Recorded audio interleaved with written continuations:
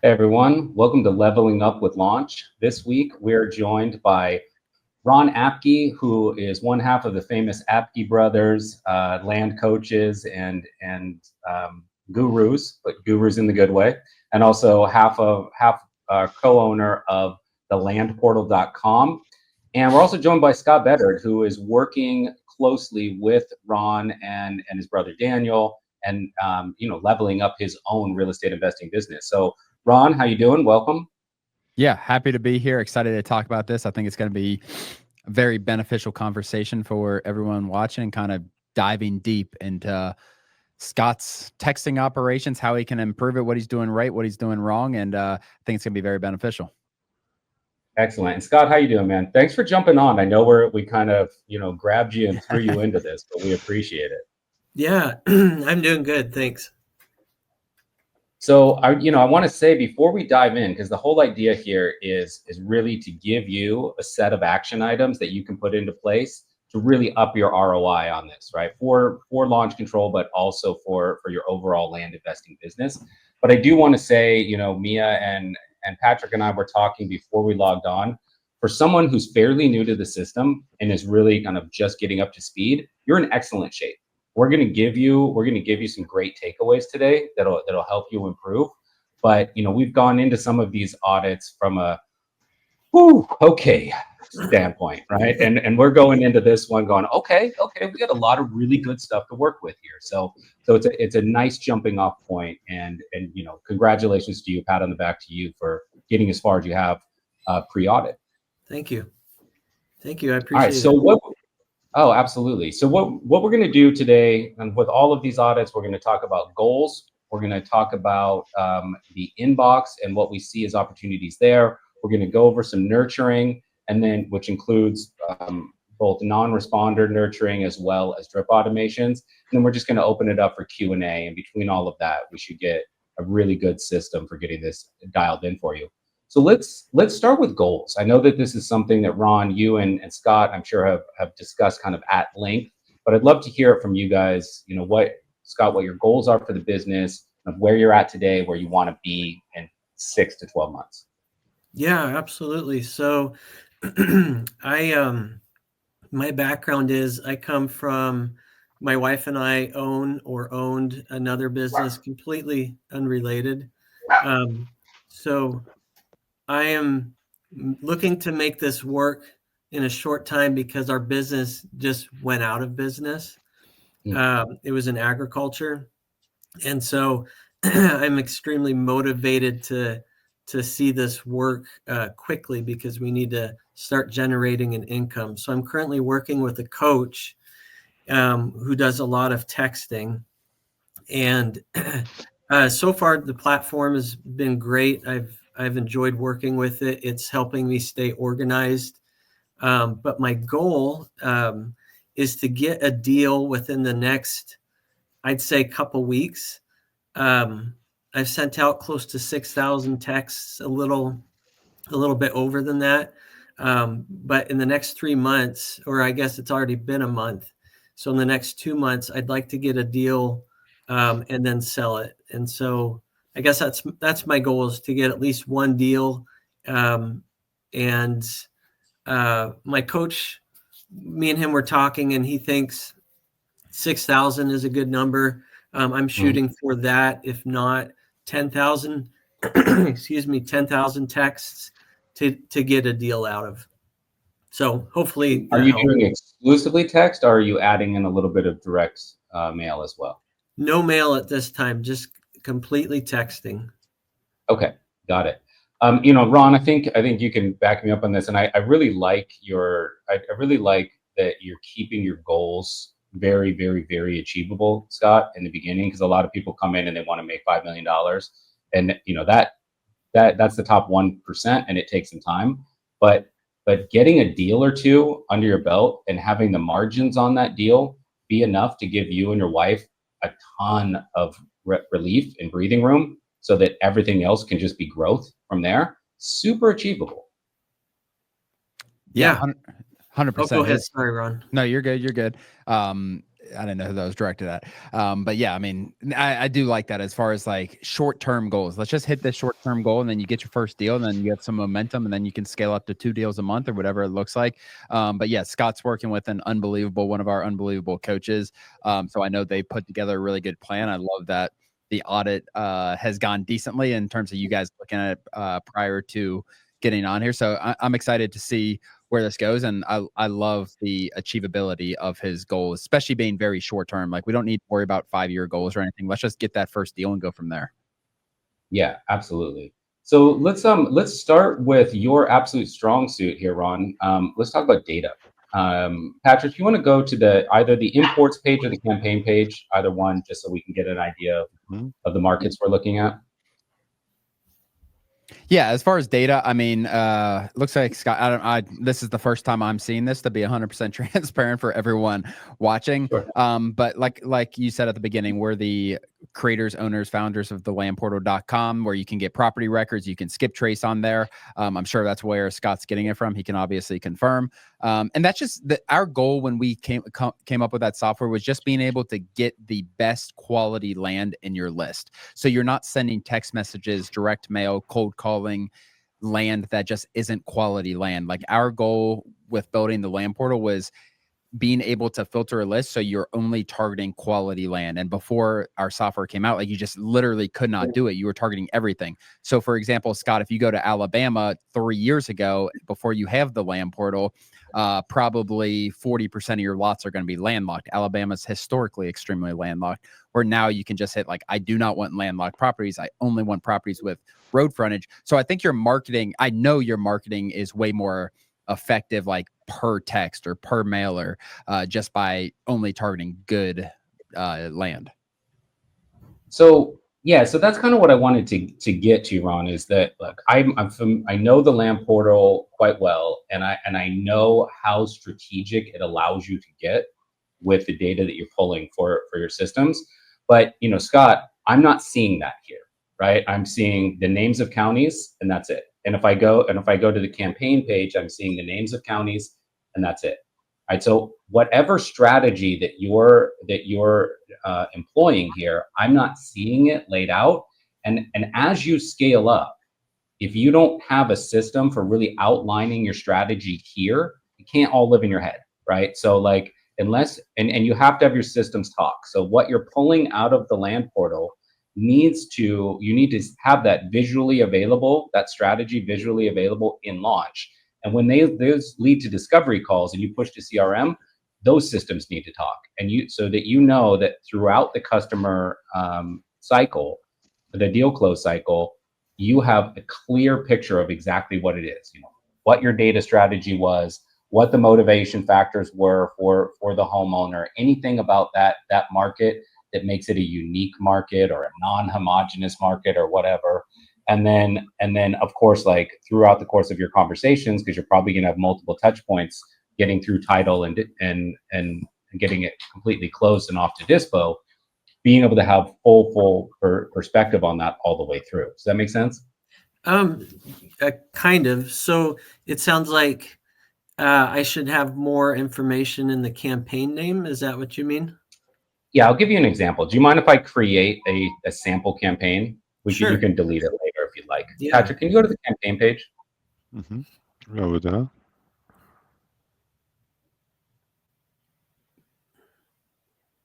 Do you want me to create one? Mm-hmm. Yes, create a campaign, please. I'll give you the name. Mm-hmm. Okay, so let's call it Russell County.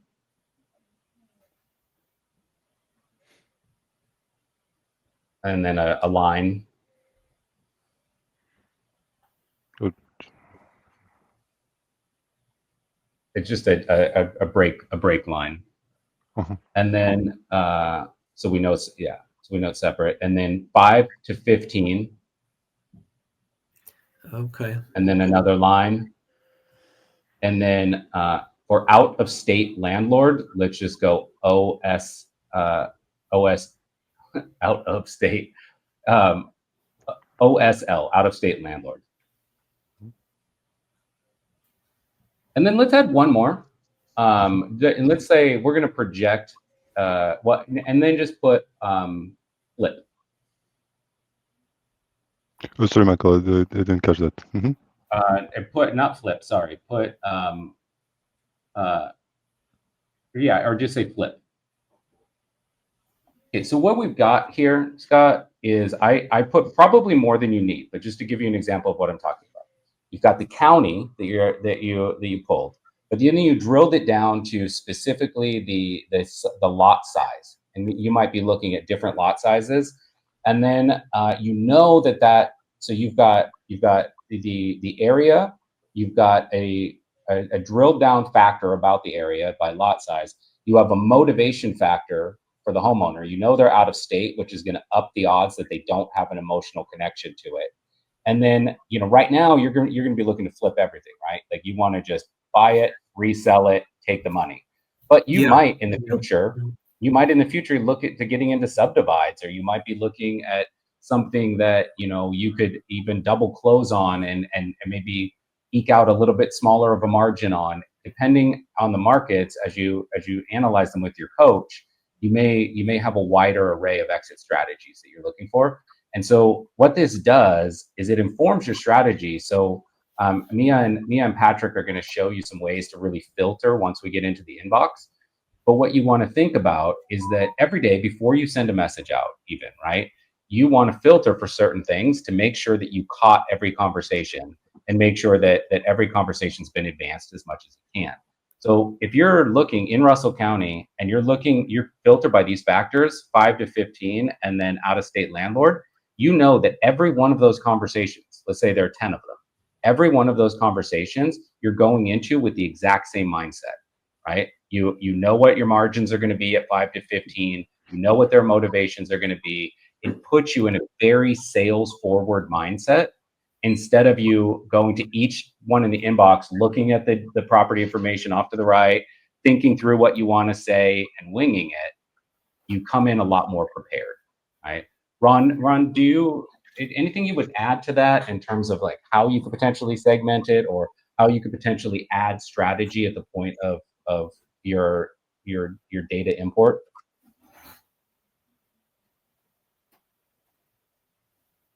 I think you might be muted. Sorry about that. Yeah, I mean, I think what you're doing here is great. More information, definitely acreage, Scott, I think is definitely something that I would never not include. I don't think, just because like if there's things that you do that are the same in every market, like let's say you remove landlocked properties, like I don't think you need to necessarily say no landlocked properties. Right. Maybe one time when you're going after landlocked properties, like maybe you want to buy properties for 5% of what the market value, whatever it is. But yeah, there's a set standard of things you do for every county, but anything that differs from campaign to campaign, which maybe you're doing out of state, out of county owners, maybe you're doing different acreages, definitely at minimum. But yeah, anything that is not like set in stone from every single campaign, I think you definitely want to name it accordingly. Okay. Yeah, that makes sense. Okay, so with that in mind, you want to work with your coach, figure out what all your strategies are, figure out ways that you can put them in. And one of the things that we will tell you, I don't see you putting in any really big lists here, which is great. But one of the things that we always tell people is make sure that whatever you segment it down, you want your campaigns to be small, because what the campaigns are your strategy. Right. But then when you start employing that strategy and you start having discovery calls with people, you may find that group, that zip code in that county is responding differently than you thought. Right. So you might want to take the rest of the data from that zip code and take a different approach with it, to move it into a different campaign, so you're more focused on that new approach. So it's basically an early stage A/B test by not overloading something. Because if you were to dump 10,000 names, for instance, into one campaign, it's now locked into that campaign, right? You can't move it between campaigns. So you want to give yourself the ability to kind of shift and move based on what you're hearing in your discovery call conversations. Okay. Yeah. All right. So Mia, Patrick, before we move on to the inbox, I know that there were a couple of things that you guys wanted to highlight just about this screen and what we could potentially pivot to strategy on from what we're seeing here. I think I can add some things in terms of just campaigns. You know, what Michael mentioned, and again, he mentioned as well, we'll show you in the inbox, just naming those campaigns, having them a little bit more segmented will help you follow up later in the inbox. And what works best with text, because again, they're not seeing you face to face, right? They're just seeing a text message. When you do personalized follow up, when you make that message as customizable as possible to the person you're following up, you're creating a trustful two-way conversation. And that's what's really going to get those warm and hot leads that you have within your inbox. One thing that I also want to mention in terms of data import, and Patrick, if you could go back to the data import page for me. What we often see, and I think Michael can vouch for that as well, is landlines in data import. They're bound to happen. Obviously, you know, you can't get 100% mobile phone numbers. If you do, that's great. But with landlines and those phone numbers, unless you're doing cold calling, those prospects sometimes, you know, you're not using them, right? You're putting that money in, you're buying it, but you're not getting that return on investment. So I guess one of my questions would be for you, if Michael, you wanted to pivot that way as well, is would you be open to doing cold calling as one of your marketing channels? Again, I know that you guys are a very small team, so we obviously, you know, that's one of the questions we ask, but it is really good to get use of all of the data that you buy and all of the money that you put in to get it returned to you using multiple marketing channels. Mm-hmm. Yeah, absolutely. So Ron, I want to kind of tap you in here. You know, the landlines thing can get the two things I want to highlight here: landlines and DNCs. And so landlines, you can look at this and you go, well, that's 1,500, 1,576 wasted, or that's 1,022 wasted. Or you look at it and think that's so much. I'm never going to be able to get to it.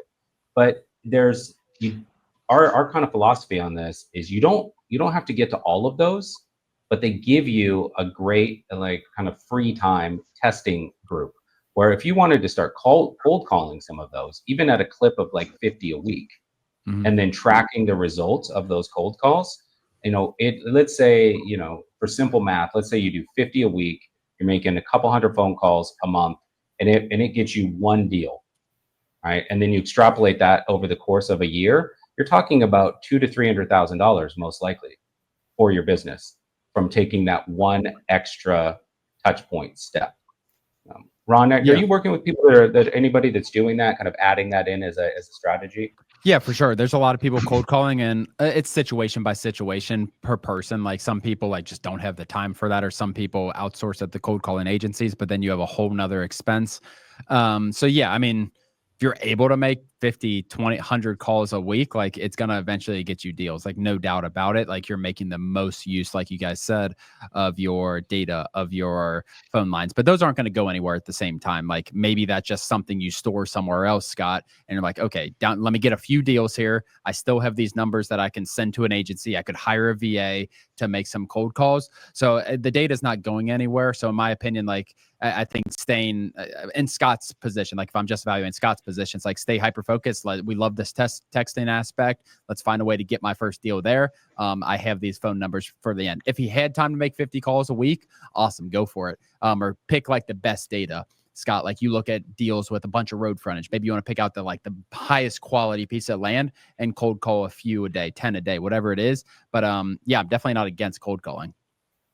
Cool. Yeah, I mean, Scott, you're definitely going to get the deal or two that you need to get to breathing room through text alone, right? But ultimately, if you're pulling 1,000 names out of the land portal, the real question is how many deals are hidden in those 1,000 names. Yep. Right. And to get that, you may need to take a multi-pronged approach as you scale up. So, Ron, have you had anybody have any luck with kind of small batch direct mail sends? Yeah, when they get very targeted in terms of they know, we call it kind of sniper approach. You pull your data very strategically, whether it's for subdivides, whether it's for out of county, out of state, whatever it is. Yeah, for sure. You can do that for 500-700 pieces. We have some people that have printing machines in their basement who are putting dog stickers themselves on every single piece of mail, and those get a really good return. So yeah, it matters what your strategy is though. Yeah, no, I just asked because I look at these and these DNC numbers, right? You got 249, 205, 207, 261. put together a few of those, and you've got county by county, and you've got a small batch number.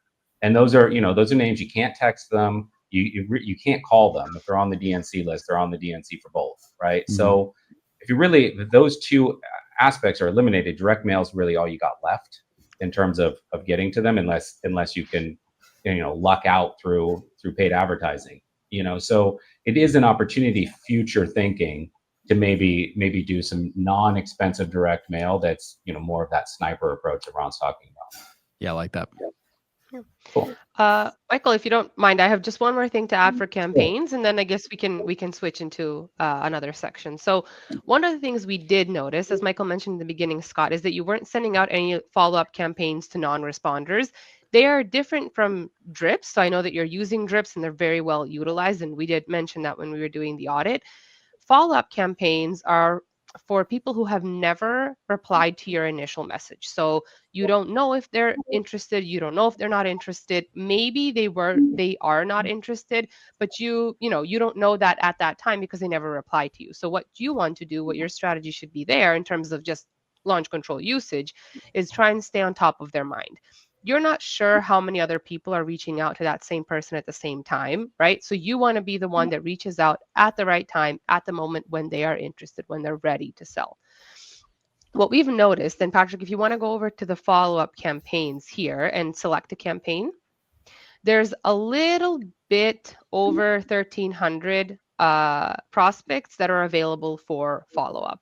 This is really good. I mean, you're just retargeting those people that have never responded to your message. Again, we go back to the fact that you paid for these leads. Let's try and get the most lemon juice out of that lemon, as we like to say sometimes. But that is the strategy there for those follow-ups. And one of the things as well is, I know that most times people are focused on only sending out initial campaigns, and that's great. And you should always be sending out new leads and new messages and inputting new data, but you don't want these leads to get old. So one of the practices that we have is, like, you can use half your daily limit for initial, half for follow-up, or however it works for you. It's not that big of a deal. The point is just to know that you're retargeting those prospects from time to time. I know in the beginning you don't have them because it does take 30 days before you're able to send a follow-up campaign, but you've got a really good list here to retarget those people through follow-ups. Again, they've never responded to you, so the potential there is pretty big. It's like a whole new list that you can retarget. For sure. And I was actually planning on doing that in about a week, because so it's 30 days, right? There's no way I can do it before. Not before, because again, Okay. that's just to keep a little bit of a space between, hey, they didn't answer, they're probably not interested. Let's just leave them a little bit of room so we don't spam them. And then we go into that fact of, like, hey, I'm a trustful person. I wanted to give you room. Let me follow up just to see if you're interested again. At that moment, they usually reply. If they're not, if they are, they will. You're going to filter them out. But yeah, within here, you do have a pretty good list where you can do a couple follow-up campaigns. Okay, perfect. So I was thanks, Mia. I was gonna get to this after the inbox section, but let's talk about the strategy. No, it's okay. Let's talk about the strategy for this now. It makes sense to do it now. This is one of the areas in the app, Scott, that people miss the opportunity for strategy most, right? Because what the follow-up campaign is intended to be is essentially a 3-message drip automation for non-responders, right? So you have 3 at-bats to get them into the inbox. Once they're in the inbox, you have the full feature set of the app. You can have a rapid-fire ongoing text conversation with them. You just need to get them into the inbox, right? And so what the default that most people will do is they'll repeat themselves every 30 days, right? Like, I think in some of your initial messaging, it's, I help people that are looking for homestead land in the local area. I'd love to connect with you about your property. And then the follow-up message would be, yeah, still got a couple clients interested in homestead land if you want to talk. And then the third message would be, so about that homestead land search, if that property becomes available, I'd love to talk. It's the same message over and over again, right? So if the first message didn't break through, you need to take a different angle, right? And the secret to this is usually very hidden in plain sight, right? When you work with your coach, you're going to go over kind of ad nauseum sales calls, and how to go through the discovery process, how to mine for motivation, how to find out, vital information about the property that you want, and most importantly, how to make them trust you, right? Because that's the hardest, that's probably the hardest hurdle to overcome. So you have basically 2 more opportunities to add value. And so, I would say the best thing to do is to work with your coach and say, all right, I need 3 at-bats to make them trust me, right? I got 3 at-bats to give them value. Right. And look, it might be, just to be clear, we do everything through title company. We're not going to exchange, we're not going to do this direct owner to owner. We're going to have this vetted and verified by title company. Maybe that's the thing that breaks through. Maybe it's, a testimonial for somebody that you've worked with previously. Maybe, there's a long list of potential combinations that you and your coach could come up with. And so what I would do is ABC test those approaches. Right? Like, let's say you've got 9 potential value adds. I'd seed all of those into follow-up campaigns and try all of them to see what drives the most people into the inbox. And once you have that metric, then you can rely on that combination a little more heavily. Does that make sense? Yeah, it makes total sense for sure.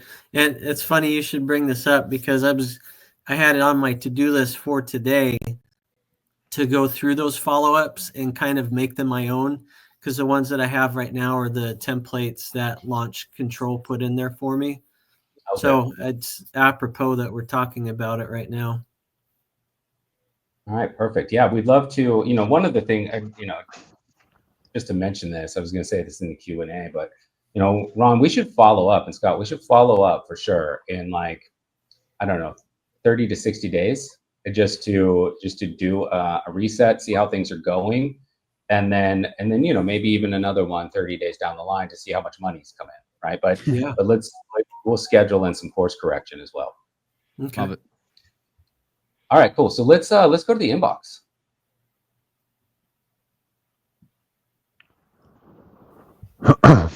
Sorry. All right, so Patrick, if you can, let's pull up first. Let's start with Barbara Creech.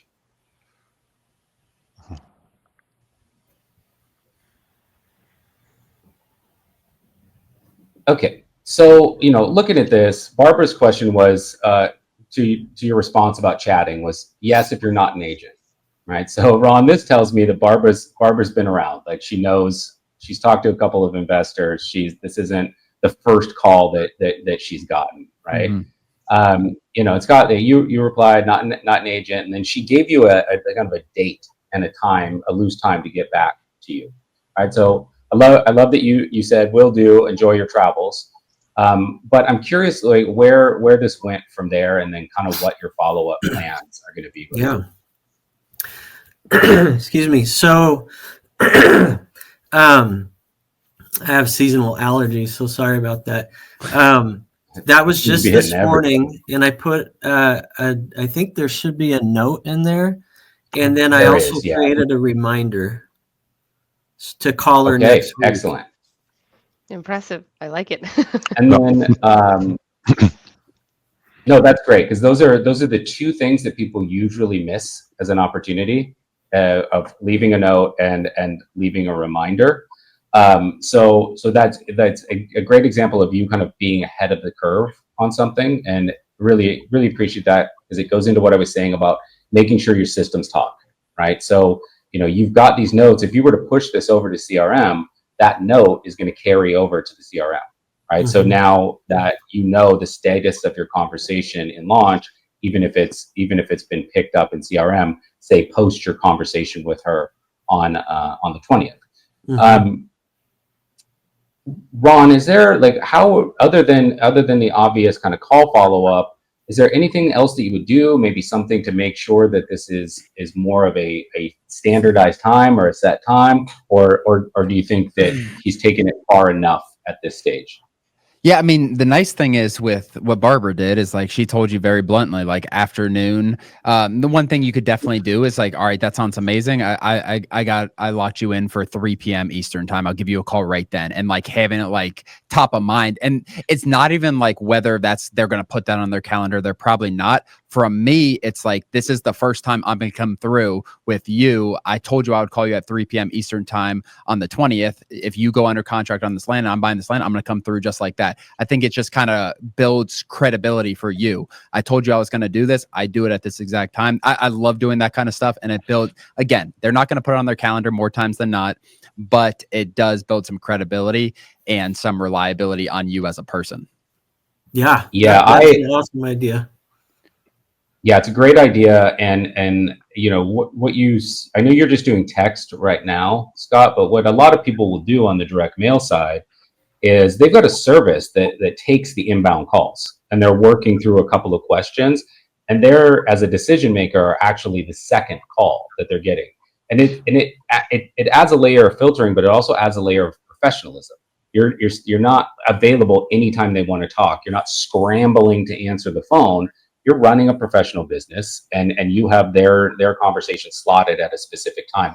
So what you're doing via Ron's suggestion is you're kind of mimicking that, right? And you're putting them into a professional environment and taking yourself out of that perhaps perceived idea that you're just, you know, somebody that's, you know, available whenever, Yep. right? And maybe not quite as a professional endeavor as you wanted to see.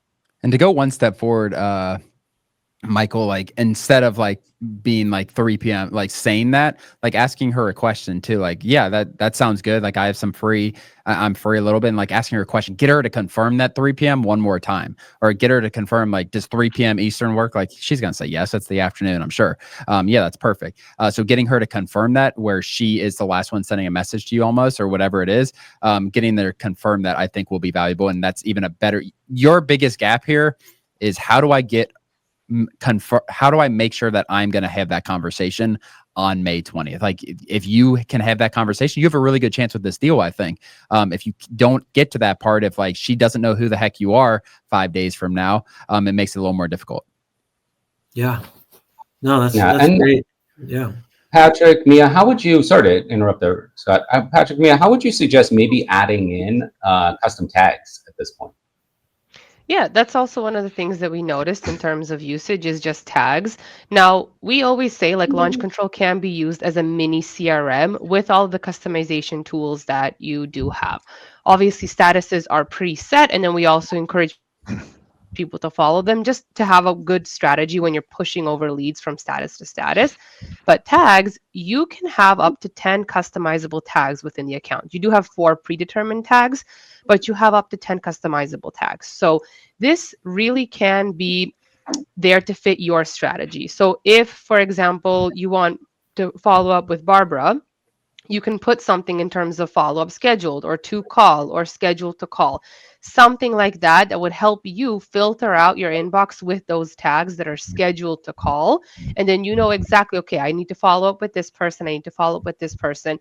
And when you filter with those tags like follow up or scheduled to call or on vacation or whatever it may be, you can even do some land details if you like within the tags, just to have them, you know, easily segmented. You can also filter by that campaign. So that goes back to what Michael mentioned earlier about naming your campaign. So if you want to follow up with these types of land properties, if you want to follow up with this county and so on, under this tag, right, you can do that within the inbox. So you don't have to forget any leads. Nothing is swept under the rug, you know, and it helps you create that personalized follow-up that I mentioned. So tags would be like one of those biggest customization tools that people kind of miss over, because, you know, they're like, okay, I have statuses, I have my CRM, but this is where you can create whatever you need to make it custom to your business, your follow-up strategy, whatever works for your, you know, the way that you structure your business and your follow-up. So that would be one of the things, and those can be created within the settings page. But I think we can stay on the inbox now, just to focus on that.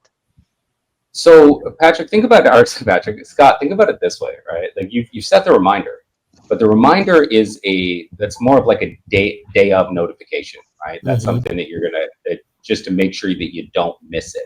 But it's not necessarily a planning ahead tool. Now, if you have that call scheduled tag in there, and then every Monday, before you send out any batches, before you do any work, you filter for call schedules, and you look at your week ahead, and you go, okay, well, I've got 6 calls scheduled because of reminders that I've left, or because of this tag that I put. I got to get to all of these this week. lay them all out, look at those conversations, and you can very quickly add any additional strategy, anything else that you want to put in there. If it's in the notes, like in the note here, like she said she was traveling, and your reminder just says to call after that time in the afternoon.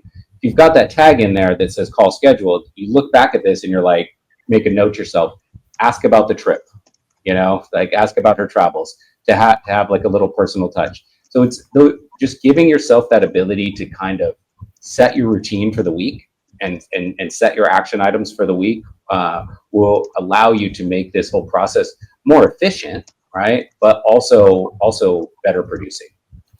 So, because I'm trying to understand, the reason I haven't used tags yet is it's a little ambiguous to me. Do we have time to kind of do one real quick so you can demonstrate what you're saying? Absolutely, yeah. So, Patrick or Mia, if you want it, yeah. So, Okay, so the way that we create them, we go to the settings page, and then we have the tags here.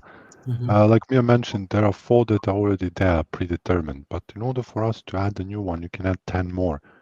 In order to do that, you're just gonna click here and add new tag, give it a name. Any volunteers for the name? I always say let's call go call schedule. schedule. Yeah. You then choose the caller, save the tag, and that's it. Now that tag is also applicable for you to use it in the inbox once you want to add a tag to it. Yeah. And So we can add that to Barbara's. It's nothing that she's going to see. This is just for you alone. Yeah. And there we've added it now, so it's in the tags. And once you try to filter by tags, you will also be able to see it. Okay. And if let's say you had 10 of these in there, Scott, if you were to filter for that tag, they would populate at the top of the inbox. Those would be the highlighted conversations. So it just gives you a quick front top of page glance at anything that those tags cover. I'll give you another off the top of my head one. Let's say that you had, against everyone's better advice, you had 5-10 properties highlighted that were skirting the wetlands limits a little bit. They had 35% wetlands or something. And you wanted to take a very specific approach with those. You could have 35+% wetlands. And then you knew that gives you got a little free time on Thursday or Friday, and you just want to take an at bat with those because you've got an idea in mind. Well, now you can do it, right? It organizes it for you. Now, Ron, I'm not saying he should be chasing high wetlands properties. I'm just using it as a hypothetical. But just as an example, right? Anything that you want to really hyper focus in on, you can use it for those purposes. Okay. Now, real quick, Michael, you were saying something about how when I do get back to her, I could ask her how her travels were. How does that tie into the tags? What did you mean by that? Oh, well, honestly, I would put that straight into your note. I would just edit the note to say that, so it's a memory jog. But the idea being, if you had that tag that said call scheduled, you're going to look at each one of these conversations and you're going to go, oh, I forgot to add that she was traveling into my notes. I got that now, right? So it gives you the ability to make sure that you captured everything you want to capture before you go into that call, so that you're just as fully prepared as possible. Okay, perfect. So let's look at one more conversation. Let's pull up Jesse Taylor. I think he was pretty close to the top. Or a little bit down. It's the guy that said, I just wanted everyone to quit texting. This one. Yeah. Okay. So Ron, I want to get your opinion on this one because Scott, this is something that you will see often, right? Which is somebody has already gotten text messages or direct mail from a couple of investors.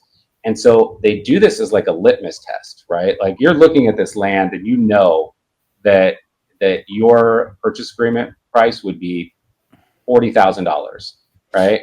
And then they come back and you're not, you haven't said that to them. That's just what you have in mind, right? And they immediately go $300,000, $500,000. I want to win the lottery. Yeah, it's a test, right? So Ron, I mean, we always use a quick reply for this to have like an appropriate response to this. But Ron, what's your kind of strategy when you know that they're testing you? You know, it's very unlikely that they actually want that. Yeah. I mean, in my opinion, like situations like this, like understanding their perspective, understanding that it's frustrating, understanding that. But I think the next step for something like this, and maybe it's a 2-minute conversation, but I think getting them on the phone is definitely like, especially when you're at it, like, is this deal going to happen? Maybe 5%, but the 5% adds up. Like if you have 20 of these conversations every month, like that's one deal a month. So yeah, I think personally pushing to like really understanding their perspective. Like I know it's frustrating if you are interested. I think you understand $300,000. I can't do that. If that's truly your bottom dollar, like I appreciate it. Best of luck if you do go to sell it. But I think having a phone conversation, honestly, Michael, is the best thing from here. Like this is going to he's going to feel like he's talking to a robot, not a person. If you can build some kind of rapport, you might have a chance. Yeah, I 100% agree. And Scott, you can use a lot of what we just talked about, right? So you give him a call, and let's say he doesn't answer. So you pop it into notes that you call them on whatever the date was. Maybe even set a reminder to yourself to give them a call again in a couple of days, because this isn't quite CRM ready, right? And then, you could even have a quick reply in here that says something along the lines of, hey, I just tried to give you a call. In the 300,000 seems a bit high for the local area, but maybe there's something about the property that I'm unaware of. Would love to get some details from you. Right. And you're just doing your best to kind of break through the white noise that this person is clearly getting, right? Because they're getting a lot of like similar text touch points or similar direct mail touch points. And you can see in his response here to what you said, like he replied with a laughing face. I just want everyone to quit texting me about it. It's not up for sale. You can read tone into that, right? Like he's not mad. He was just being almost playful. Right. So my question to you here, Ron, is let's say that you're not able to get them on a call. You're really not able to get any discovery past that 300,000 number, right? Like, which is obviously a false flag. So would you put this person on a drip automation? Obviously a patient, slowly paced one. But would you continue to touch point this person? Yeah, I mean, I think it's. I mean, I don't think it hurts like a long term or something. I don't know what it looks like exactly, but I think just showing the consistency, kind of like Mia talked about for people who don't answer, and we do that follow up for people who didn't initially answer. Just be like, I'm still here. Like I am still interested in your land. I understand. Like you have a lot of people reach out. I am a real person. So I think a longer term kind of, again, I think with someone like this, if he does have any interest, like and when you dig and find it, it's probably he wants to do business with someone he can trust though. Okay. Yeah. So, Scott, one of the things that we suggest for people is, almost everybody, even people that you've pushed to discovery call, you want to have them on a value-based drip automation and be really patient with it, right? Like you're not trying to hit them up 3 weeks later, because there's a couple of common denominators with any of these landowners.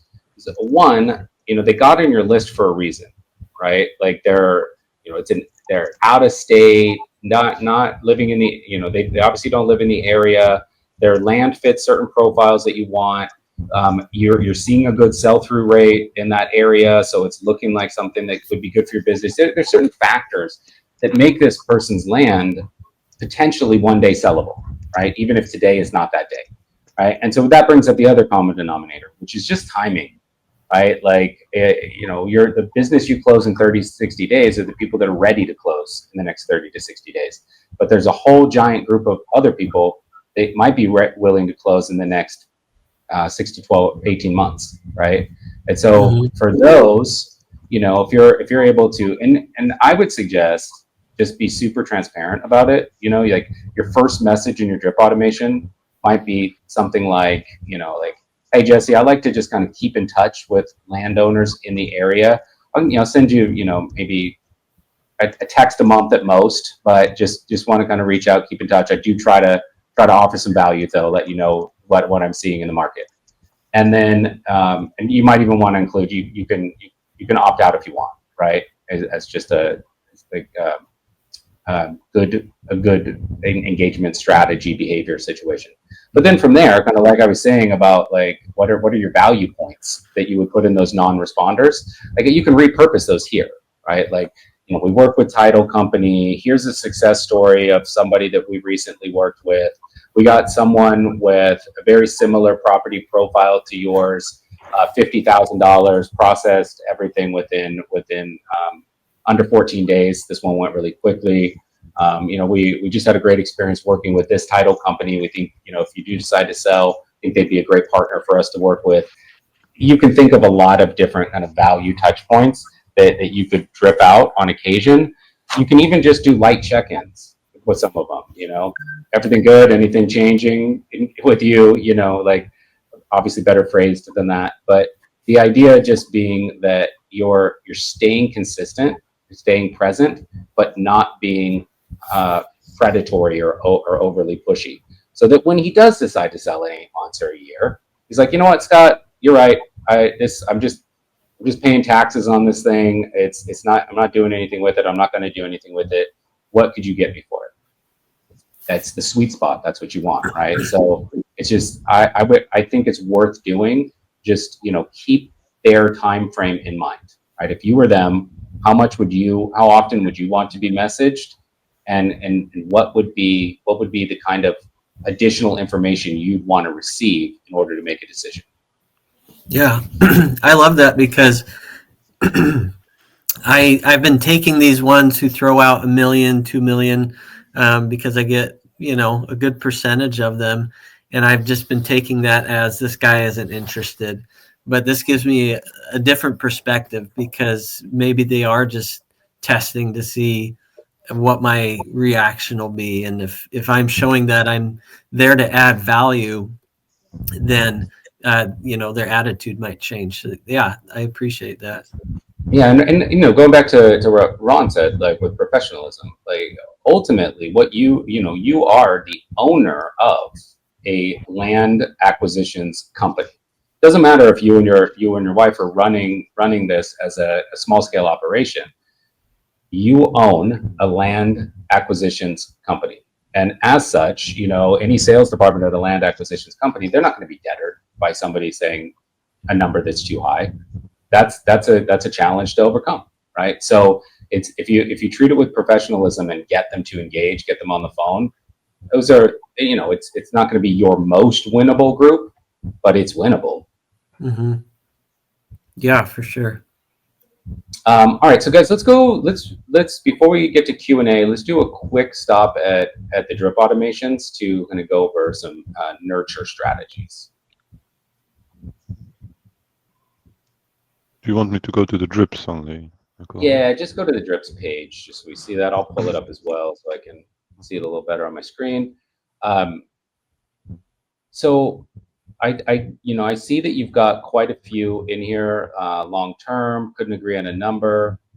Very long term, every 4 months. So you're definitely on the right track here. This is the right kind of strategy to have in mind.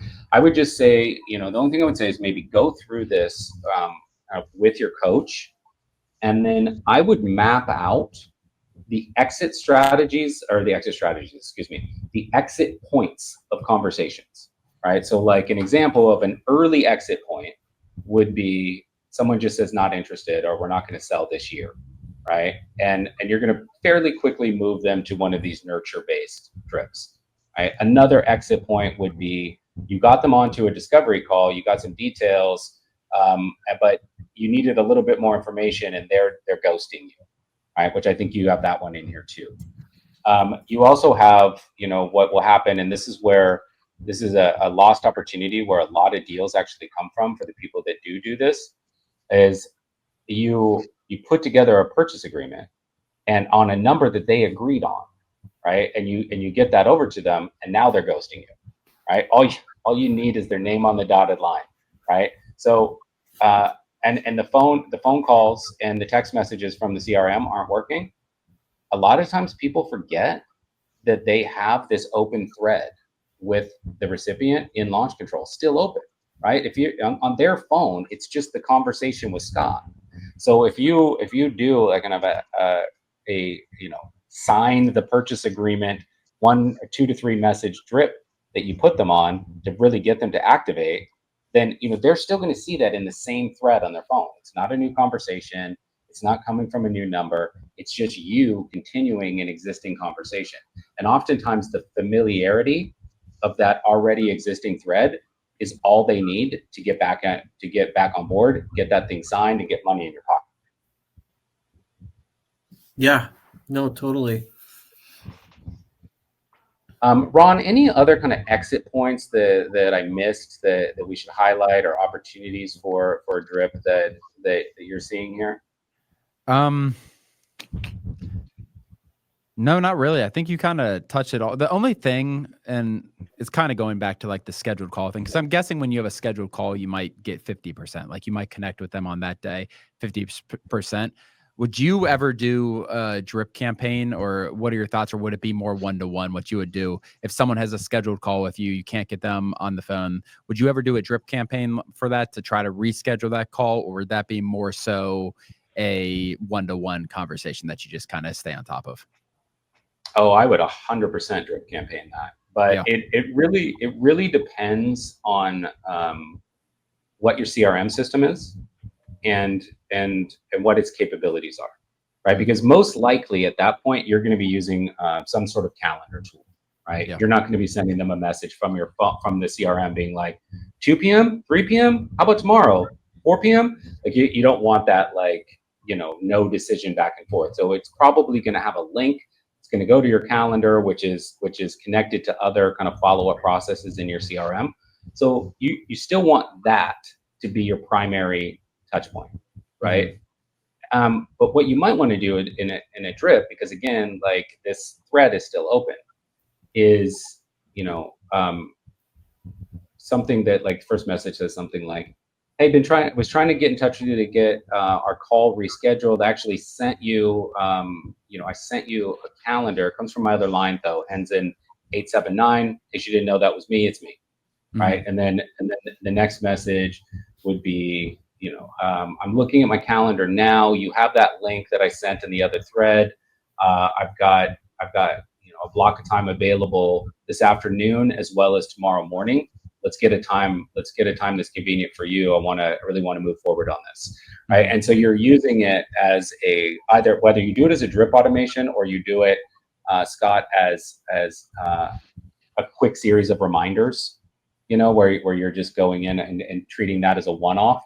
Either way, if they're not responding via your CRM touch points, I would 100% come back to launch and see if you can get them to break through from there. Okay. So if I'm understanding, then I would create another drip automation for that. That sounds like I'm just continuing the previous conversation to try and get them on the phone or to reschedule. Yeah. And, it's the beauty of this is that, if somebody ghosted you on an appointment, it's the same messaging for everybody, right? Like, you just putting in like, hey, first name as a merge field is enough, because all you're trying to do is just get them to take action. So you don't need to have a message that's like, hey, it's Scott. I know you were on vacation recently, but we were supposed to have an appointment to talk about your 15-acre lot out in Russet County. Like, it doesn't need to be that, right? It just needs to be like, hey, it's Scott at company name. We were supposed to connect at 1:30 yesterday. Sent you a link to reschedule. Something that's just like, think about, when you think about a lot of these follow-ups, even if you're doing your nurturing, even in a drip automation, think about the way people text, right? And they use not incomplete sentences, but short little sentences. It's very kind of off the cuff. And you want to mimic the way that if you were to just pull out your cell phone, like, honestly, like, hold your cell phone in your hand and be like, what would I write to her right now? Right? And just kind of imagine what you would write. I'm being serious. It's a simple little mind trick where, like, when you're actually holding your phone, you don't write emails. When you're looking at a dashboard on the screen and you've got a keyboard in front of you, you have the tendency to write long-winded, complete sentences that sound like little mini professional emails, right? And then to the recipient, it looks canned, right? Whereas if you're actually putting in there like, hey, Michael, missed you at 1:30, let me know what's a better time. Sent you a link from my other line. It's that 876 number. Like that's a text that I would send to somebody, right? So like trick your brain, honestly. Hold your phone and be like, what would I write? And put those kind of messages, especially after you've had a conversation with someone and they've heard your voice and they know who you are. Hyper personalize it as much as you can. No, I really like that.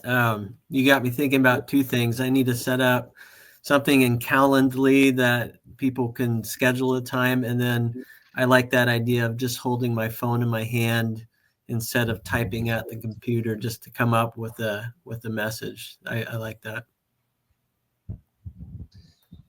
All right, guys, so let's wrap this up. We'll go to the dashboard real quick, just as a screen. And then, Scott and Ron, I want to open it up to you guys. Shockingly, I did a lot of talking on this. So I want to make sure that we get to Q&A and make sure that you guys are able to ask anything you want to ask. And then, of course, Patrick and Mia, if there's anything else that you guys wanted to add, now would be the time as well. I did have a question. One feature, and I actually put in a feature request that I would find helpful, and I'm sure you've had other people ask, is if you go down to batches, obviously we have the day the batch was sent, but I'm trying to do A/B testing, try and figure out what time of day works best. Is there a way to add that? Or does that make sense? Patrick, I'll let one of you guys field that. Well, honestly, I think that would be on the could check with the tech team, but I cannot promise anything, Scott. We did do some research on the optimal times for sending the text messages, and we found out that it's typically the best to send in the morning from 8:30 to 10, once the people are up. Then from 12 p.m. to 2 p.m. when it's lunchtime, when people have the time to check their phone, answer. And after 9 to 5, so somewhere from 4:35 p.m. to 8 p.m., 8:30 p.m. in the evening. Okay. And go ahead. No, sorry. So a quick hack for that in the meantime, though, we talked about a couple of ways that you could track that. You could put it straight into the campaign name, right? You could have a line 9 a.m. to 11 a.m. And then another subgroup that's 1 p.m. to 3 p.m. Another subgroup that's evening. And then when you look at your campaign stats, you can compare those and see what was performing best just based off of the campaign name, right? And you can also do some filtering by setting tags. But yeah, I would A/B test it honestly by just seeding it straight into the campaign name and then looking at you guys want to go to the campaign page real quick and show the metrics there for a campaign by campaign.